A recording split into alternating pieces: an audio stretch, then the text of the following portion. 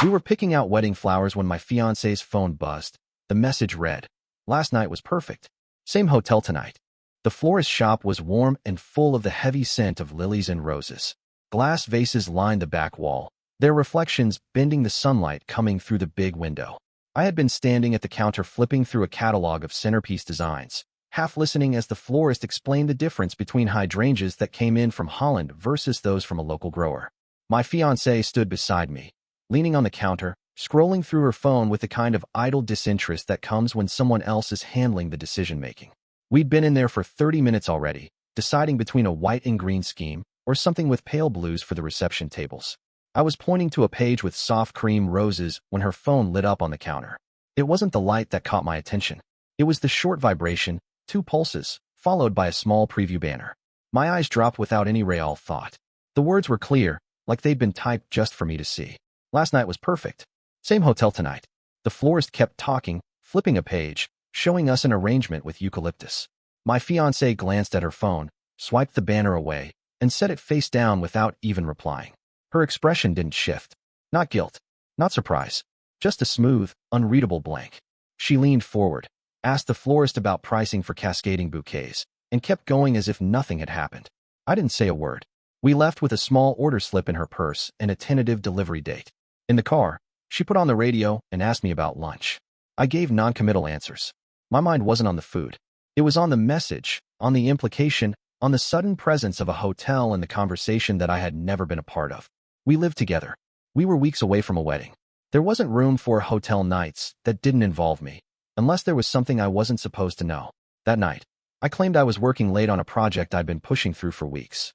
Instead, I took the long way home, detouring past a part of town where the hotels were clustered, business travelers' territory, near the conference center.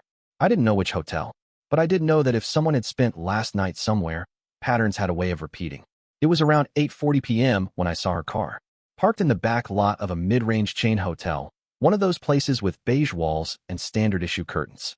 I pulled into the lot 2 rows away, cut the engine, and watched. No sign of her at first. Just cars, a few people coming in and out, one man dragging a suitcase.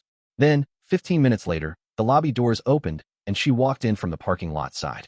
Her hair was loose, a detail I noticed because she almost always tied it back after work. She carried a small bag, not her usual work tote. The way she moved, quick, glancing at her phone, wasn't her casual pace. A man appeared in the glass doors a few seconds later, holding the door for her. I couldn't see his face well from where I sat. He was taller, broad-shouldered, dressed in something too neat to be casual, but not formal either. They went in together. I didn't follow. Not that night. Instead, I left the lot, circled around a few blocks, and went home. She arrived later than usual, claiming a late meeting. I asked nothing. Over the next few days, I kept my observations quiet. No accusations. No sarcastic comments. I needed more than a text preview and a glimpse in a hotel parking lot. I started small. The first thing was noting her schedule. She had late work, twice that week, Wednesday and Friday. She left the house in the mornings at the same time as always, but on those nights, she'd come home smelling faintly different. Not perfume exactly. More like the lingering mix of a place, fabric softener from sheets, the muted scent of a hotel lobby, that faint clean smell that doesn't come from our house. I made mental notes of her outfits. On the late nights, she tended to wear something a bit sharper. Skirts instead of trousers. Heels instead of flats. The kind of look you'd wear if you were planning to be noticed. One evening, I pretended to forget my laptop at home. I left work early, drove back toward our place, and found her car gone when it should have been there. I waited 10 minutes, then drove toward the hotel I'd seen her at before. This time, the parking lot was fuller. Her car was in almost the exact same space. A pattern was forming, but patterns weren't proof. I wanted details, hard, undeniable facts. The next day, I checked our bank account. She had her own, but we also had a joint account for shared expenses. I wasn't expecting to see hotel charges there. She wasn't stupid. But I did see cash withdrawals. Always in the afternoon. Always on the same day she had late work. The amounts were small enough not to trigger attention, but they were consistent. 50 here, 70 there. Enough for a dinner and a hotel room split between 2 people. I wasn't ready to confront her yet. I knew if I came at her with half-built evidence, she'd deny it, spin it, and I'd be left looking paranoid. Instead, I started watching for receipts. She was careless sometimes, crumpled paper stuffed into her purse. When she was in the shower, I'd quietly check. I found dry cleaning slips, coffee shop tabs, but nothing obvious. She was either throwing them away before coming home or paying in cash exclusively. Still, the more I watched, the more small signs built up. That Friday, I sat in my car across from the hotel for over an hour. The lot was busy. At 9:10 p.m., she arrived, parking in her usual spot. The same man met her at the side entrance this time.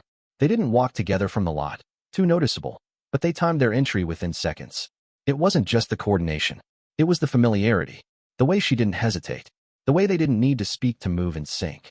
I didn't follow them inside, but I memorized everything I could. The man's build, his stride, the dark coat he wore, the way he kept his head slightly down as they walked past the glass doors. When she came home later that night, she mentioned being exhausted from back-to-back meetings.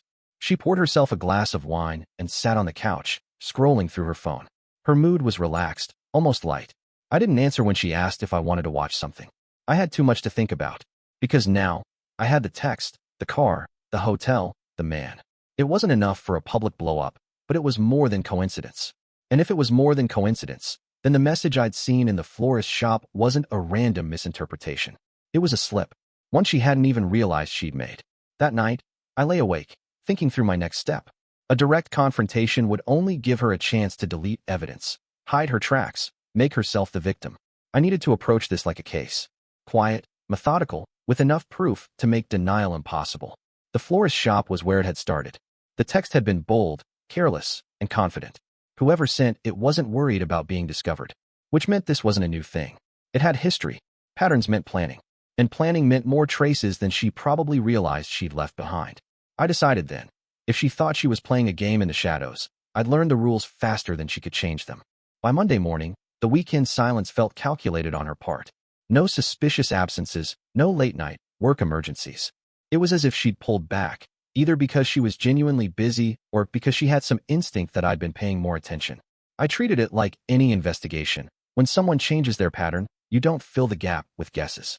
You watch and wait for the routine to return. People rarely maintain caution for long. Her late nights started again on Wednesday. That morning, I left for work 10 minutes earlier than usual. On my way out, I mentioned, casually, that I might be stuck late reviewing a proposal. She nodded without looking up from her phone. The indifference wasn't new, but it carried an edge I'd been noticing more often, like she'd already started living a separate life under the same roof. At noon, I made my first real move toward identifying the man. There's a cafe 2 blocks from the hotel. Business types go there, hotel guests, the usual mix. I'd never been there during work hours, but it seemed like the kind of place someone might stop before or after a meeting or a rendezvous. I took a table by the window with a clear view of the hotel entrance, pretending to scroll through my phone. It paid off sooner than I expected. Around 12:45, I saw her. She wasn't with him this time, but she was standing near the side entrance of the hotel, talking on her phone. She looked up once, scanned the street, then disappeared inside. 10 minutes later, a man walked out alone. I recognized the build instantly, broad shoulders, the same coat as Friday night. This time, I got a better look. Dark hair, maybe early 40s, clean-shaven. He crossed the street toward the cafe, but didn't come inside. Instead, he stopped at a silver sedan parked across from me, unlocked it, and drove away. That car was my new lead. I noted the make, model, and the fact that there was a university parking sticker on the back bumper. It was faded, but it gave me something to search. Later that night, from my own laptop, I looked up faculty and staff directories at the local university. There were dozens of possibilities, but I wasn't in a hurry. The goal was to build a web, not pull one loose thread and watch it unravel too soon. The real break came from a different angle. On Thursday, I left for work as usual, but doubled back 15 minutes later. I parked around the corner from our place and waited. She came out about 10 minutes after she thought I'd gone, dressed sharper than she'd been when I saw her in the kitchen earlier. Different shoes, fresh makeup. She got in her car and drove off in the opposite direction of her office. I tailed her at a safe distance, switching lanes often, keeping cars between us. She went straight to a downtown parking garage. From there, I watched her walk 3 blocks to a restaurant. One of those semi-upscale places where business lunches blur into something more personal. He was already there. Same coat. They didn't greet each other physically, but they sat close, leaning in as they spoke. She laughed at something he said, touching her hair in that unconscious way I'd seen before. They stayed for just under an hour. When they left, they walked separately for the first block, then angled toward the same hotel I'd seen twice before. I didn't follow them inside, but the timeline was solidifying. Now I had a name to search, once I could connect the car to the man. A recurring location pattern. a behavioral shift before and after meetings with him. By Friday, I knew it was time to start blending the evidence into something undeniable. That afternoon, I called a mutual acquaintance, someone we both knew casually from community events. I asked about the man in general terms, describing his build, his hair, and the university sticker. The answer was immediate. He works in administration there. Divorced last year. Keeps a low profile. Not divorced, separated. The acquaintance corrected themselves mid-sentence. That was important. It meant there was likely another person who could be useful to me. Saturday morning, I spent an hour in the university parking lot. The car appeared just before 9 a.m. I didn't approach. I noted the plate number, left, and ran it through a legal public records search. The name matched what I'd been told. I had his address, which wasn't far from campus. I didn't need to go there. Not yet. Instead, I mapped her late nights against his work schedule. The overlap was too precise to be coincidence. His job involved evening events, guest lectures, faculty dinners. The nights she was at the office late matched those events exactly. This wasn't random infidelity. It was planned, coordinated, and predictable. That predictability was what I intended to use against her. The next week, I kept my presence as normal as possible. I asked about wedding details, agreed to meetings with vendors, even went with her to a tasting for the reception menu. She acted as if nothing was wrong, maybe even a little more affectionate than usual. I wondered if she thought the wedding momentum would smooth over whatever she might suspect I'd noticed. On Wednesday, she had another late work evening. I followed her car again, this time keeping farther back. She drove straight to the hotel. He arrived 5 minutes later. They went inside, and I parked down the street, out of sight of the entrance. When they left, together, just after 10, I followed them until they split off. She went home. He drove toward the university district. It was enough to confirm the timing for what I was planning next, because the only thing better than catching them was catching them in a way that left no space for excuses. I booked a room at that same hotel for the following Wednesday, using a different name and paying in cash. I requested a suite directly across from the corner room I'd seen them enter before. I didn't know for certain if it was theirs, but the layout suggested it was one of the few on that floor with the specific window view I'd noticed from the outside. When Wednesday came, I left home with a small duffel bag, telling her I had an overnight in another city for a client meeting. She didn't ask many questions. I checked into the room an hour before her usual arrival time. The hallway was quiet, carpet muffling every sound. I left my lights off and kept the door just slightly ajar, using the security latch so it wouldn't open fully. Right on time, she appeared in the hallway. Same sharp outfit, hair loose. She looked around once, then knocked lightly on the door across from mine. He opened it almost immediately. She stepped inside without hesitation. I waited 20 minutes, then left my room as if heading out. The hallway was empty. I went to the front desk, asked casually if a friend of mine had checked into a specific room number, and the clerk confirmed it without hesitation. The name matched the man I'd researched. By the time I returned to my room, I knew exactly what I had: location, time, identity. The next step would be about presentation, turning a string of suspicious events into a single, irrefutable truth that could detonate her carefully built double life. I didn't confront her that night. I didn't even make my presence known. I checked out in the morning, left before she would be home, and went to work like nothing had happened. Because now, the game wasn't about gathering proof. I already had enough to end it privately. The real question was how to end it in a way that made it impossible for her to spin the story against me. And for that, I need to time it for maximum impact, with the right audience and the right pressure points. The following weekend, while she was out shopping with friends, I backed up every note, every photo, every timestamp onto a USB drive. I printed select photos, the hotel entrance, the car in the lot, the man at the restaurant, and slipped them into a folder. It wasn't about revenge yet. It was about control, and I wasn't about to lose mine. The folder with the photos stayed in my desk drawer for a week, not because I was hesitating, but because I needed the right moment. A single confrontation in private would be too easy for her to dismiss. She'd deny, cry, or twist the story into some misunderstanding. I wanted the truth to land so hard that it couldn't be undone, not by her words, not by anyone's sympathy. The timing came together faster than I expected. Her parents had invited us to dinner the following Friday. It was meant to finalize guest lists and iron out a few last-minute wedding details. I knew from past experience that these dinners ran formal, multiple courses, printed menus, wine that came out of a cellar instead of a fridge. The kind of setting where appearances mattered more than comfort. Perfect. In the days leading up to it, I tightened my net. Wednesday night was another late work day for her. I didn't follow this time. I didn't need to. Instead, I spent the evening preparing the package that would end our engagement in one strike. The folder now had the following: A printed photo of her in the hotel parking lot, bag over her shoulder, glancing at her phone, timestamped in the corner. A shot of the man opening the door for her, both of them partially inside the frame. A close-range picture from the restaurant, where they leaned in close, her smile mid-laugh. A copy of the hotel booking record from the clerk, showing his name and the exact dates and times. A typed summary of my observations, dates, times, and corresponding details that matched her late work excuses. I didn't embellish a single word. Every line was factual, verifiable. Friday came. She dressed with more care than usual. Dark green dress, heels, the necklace her mother had given her. She looked polished, confident, the image of a bride-to-be walking into a family dinner without a care in the world. The restaurant her parents chose was one of those places where the servers wear black gloves to pour wine. A private room in the back had been reserved just for us. Her parents were already seated when we arrived. Her father standing to shake my hand, her mother giving the quick, polite hug that masked whatever opinion she really held of me. We ordered drinks. The conversation stayed light at first, flowers, seating arrangements, honeymoon ideas. I let her take the lead, speaking easily, laughing in all the right places. If she noticed that I barely touched my wine, she didn't comment. The main course arrived. I waited until the plates were set down and the small talk hit a lull. Then I reached into my bag and slid the folder across the table toward her father. "You should both see this before we talk about the wedding," I said, keeping my voice level. Her father frowned, glancing first at me, then at the folder. Her mother leaned in, curiosity shifting to something sharper as he opened it. The first photo sat on top. Her mother's hand went to her mouth. Her father didn't speak for several seconds, flipping through the photos, the booking record, the printed notes. The silence in the room tightened like a wire. Across from me, my fiancé's expression shifted in small, rapid steps. Confusion, recognition, calculation.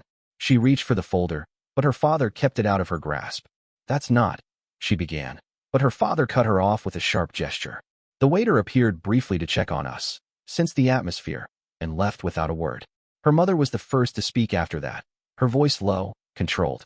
"Is this true?" There was no answer from her side of the table, just a flicker of movement as she glanced at me, perhaps looking for some sign of hesitation, some crack she could work through. I gave her none. Instead, I leaned back and let the silence do the work. The folder was now in her father's hands, and whatever he believed carried more weight in this moment than anything I could have said. The questions came then, not from me, but from them. Dates, names, reasons. She tried to deny at first, but the timestamps and records made it impossible. Every excuse she started collapsed under the next piece of evidence. It wasn't dramatic shouting. It was worse, measured disappointment from her father, visible disgust from her mother. When the folder came back to me, I tucked it away without ceremony. "The wedding is canceled," I said. "I'll handle notifying the vendors. She can deal with her own side of the arrangements." Her father didn't argue. Her mother didn't protest. She started to speak again, but I stood, thanked them both for dinner, and left the room. I didn't look back. Outside, the air was cold enough to bite. I walked to my car and sat for a few minutes, watching the glow from the restaurant windows. I knew she'd follow me out eventually, but I wasn't going to wait for whatever she had rehearsed on the walkover. When I got home, I locked the door and placed her keys on the counter. Her things would be packed by morning. But there was one more step.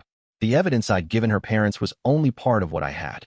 The rest, the hotel receipts, the surveillance notes, went into an unmarked envelope. That envelope was mailed anonymously to the Human Resources Department at her workplace. I didn't need to attach my name. The combination of the man's position and the clear breach of professional conduct would speak for itself. I didn't plan to see the outcome firsthand. That was the point of an anonymous delivery. But I knew the policy. Relationships between certain roles were grounds for investigation, often leading to suspension or termination. The next morning, I woke to a string of missed calls from her. She'd left 3 voicemails, each shorter than the last. None of them contained an apology. By noon, she'd sent a single text: "You've ruined everything." I deleted it without responding. Because in truth, I hadn't ruined anything. I'd only revealed it. And once revealed, it had unraveled exactly the way I knew it would. The day after the dinner, I woke early, more out of habit than anything else. The house was still. Her side of the closet was half empty. She'd clearly come by while I was out or asleep to grab what she could. I didn't hear her, which was fine by me. The sooner she was gone, the better. I made coffee and sat at the kitchen table, scrolling through emails, mentally ticking off the steps I'd need to take. The wedding website, deactivated. The joint account, closed, with my portion already transferred to a private account. The vendors, contacted, canceling my side of any contracts and ensuring every refund went solely to me. I'd worded the contracts months ago so that any breach from her side meant she shouldered the financial loss. At the time, it had just seemed like smart planning. Now, it was insurance. By 10, the first ripple hit. A mutual acquaintance sent me a short message. Something's going on at her office. I didn't reply, but I checked the HR email I'd created for the anonymous submission. No new messages, but I knew it was working. I'd sent the package earlier in the week, timed so it would arrive the morning after the dinner. The man she'd been seeing was in a supervisory position over her department. Even if they both denied anything inappropriate, the paper trail, the receipts, the room bookings, was damning. HR wouldn't care about romance. They'd care about liability. Around noon, I passed by her parents' house on the way to an errand. Her car wasn't there. Her father was outside, speaking with someone from the neighborhood. He saw me, gave a small nod, but didn't wave me over. His face was unreadable, but there was no warmth there. It didn't matter. I wasn't looking for reconciliation. The purpose of the dinner had been to sever the connection with her in front of the two people whose opinion she valued most. Now, that connection was gone, and whatever remained between her and them was her problem. That night, I heard from another mutual friend that she'd been placed on administrative leave pending an investigation. Officially, it was for potential conflicts of interest. Unofficially, everyone knew what it meant. In a workplace like hers, rumors didn't just spread, they embedded themselves. Even if she returned, she'd never regain her standing. The following week, her parents came to collect the rest of her belongings. Her mother did most of the packing while her father stayed outside. She didn't look at me, and I didn't try to speak to her. By the time they left, the house felt cleaner. The bigger blow for her came 2 weeks later. The man she'd been seeing, let's call him the administrator, had been quietly let go from his position. No press release, no formal announcement. Just his absence from the university's website and his office cleared out overnight. For someone like him, reputation was currency, and losing it without explanation was worse than public scandal. It made people speculate. Without his influence at her workplace, her investigation ended with termination. She was given a neutral reference, but it didn't take much for potential employers to piece together why she'd left. By then, the wedding date had passed. I didn't mark it, but I noticed the absence. No calls, no messages. She'd either learned to stop trying or realized there was nothing she could say that wouldn't confirm the truth. The last time I heard her name directly was 3 months later. A friend from the florist shop? Yes, the same one where I'd first seen the message. Mentioned seeing her working part-time at a small boutique. The pay was nowhere near what she'd earned before. She was renting a small apartment on the edge of town, far from the neighborhood we'd lived in. That same friend said she'd changed, quieter, less quick to smile. But whether that was remorse or just the weight of losing everything she'd built, I couldn't say. As for me, I moved on without fanfare. I didn't tell my side of the story to anyone who didn't already know. There was no need. The people who mattered had seen the truth in their own hands, and the rest would only hear pieces of it, fragmented and distorted. I kept the original folder in a locked drawer, not because I planned to use it again, but as a reminder. The part one hadn't expected was how calm I felt once it was over. I'd thought there would be a rush, a sense of triumph at having caught her so precisely, at watching the consequences unfold exactly as I'd intended. But instead, it was more like finishing a long, exhausting project. The satisfaction came from the precision, from knowing I hadn't let anger push me into a mistake. If I confronted her the night I saw the message in the florist's shop, she might still be in this house. She might have convinced me I'd misread it, or blamed it on a misunderstanding, or shifted the suspicion just enough to make me doubt myself. Instead, I'd let her keep walking into the trap she didn't know I'd set. And when it closed, it did so without a single warning. Her absence in my life was like removing a weight I didn't realize I'd been carrying. The small frictions, the late nights, the guarded phone, the sudden changes in plans, were gone. The house was quiet in a way that wasn't lonely. The last loose end was the florist. We'd never finalized the order, and when I stopped by to cancel formally, the owner smiled politely, didn't ask questions, and processed the refund. As I left, she mentioned in passing that my former fiancé had come in earlier that week. She'd been looking for simpler arrangements for a smaller event. The owner assumed it was for a work function. I didn't correct her. In the end, the thing that struck me most was how quickly the life we'd been building together could vanish, not just from betrayal, but from the precision of how I dismantled it once I knew. One message in a flower shop had unraveled everything. But it wasn't the message alone. It was the pattern it revealed, the choices that confirmed it, and the fact that she'd assumed she was too clever to be caught. I didn't need to humiliate her in front of the entire world. I didn't need to shout, or rage, or demand answers she would never give honestly. I only needed to make sure the right people saw the truth at the right time. After that, her life dismantled itself. A year later, I heard she'd moved to another city entirely. No one knew exactly where, and I didn't ask. By then, the details didn't matter. The wedding that never happened had become just another story people told in low voices, stripped of the specifics, but heavy with implication. And for me, it was over the moment I slid that folder across the table. Everything after that was just the echo. And that's the story. If you're still here, that means you're one of us. So go ahead, hit that subscribe button. I drop new chaos every single day, and trust me, tomorrow's story, it's even worse than this one.